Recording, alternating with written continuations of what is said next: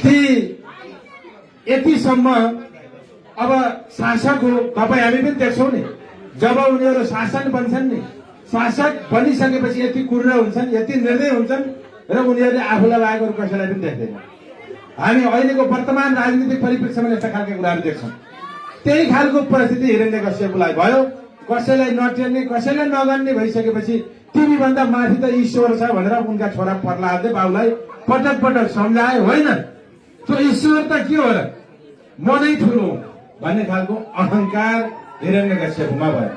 त्यसैले प्रहलादले भगवानका प्रार्थनाहरू गरेको, भजन कीर्तनहरू गरेको केही पनि नसहने खालको परिस्थिति सिर्जना भइसकेपछि अनि यो प्रहलादले खालि मेरो विरोध गरेको बरु छोरालाई मारिदिन्छु।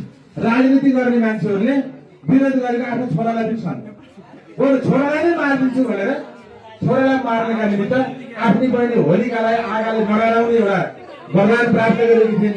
त्यही वरदान पाएकी बहिनीलाई के भने तिमीलाई आगोले पोल्दैन, आगो पालेर आज राति मेरो छोरालाई डढाएर मार्दियो हिरण्यकश्यपले भन्यो। अनि यति भनिसकेपछि हुन्छ र भनेर होलिकाले ती प्रहलादलाई काखमा राति, हिजोको रात, अस्तिको रात डढाएर मार्नका लागि उनी चाहिँ आगोमा प्रवेश गरिन् प्रहलादलाई लिएर। तर के हुन्छ भने सत्यको जयले पनि विजय हुन्छ। त्यो समयमा होलिकालाई अग्निले दहन गरिन्, तर सत्यका प्रतीक प्रहलादलाई अग्निले दहन गरिन्।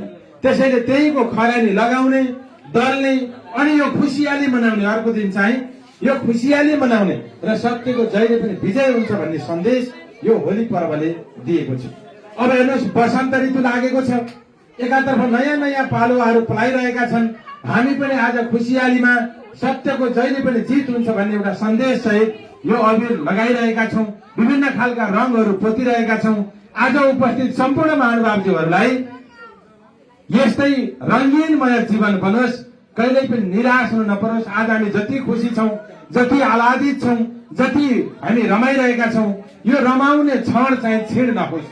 यो म होली पर्वको अवसरमा हार्दिक शुभकामना व्यक्त गर्न चाहन्छु र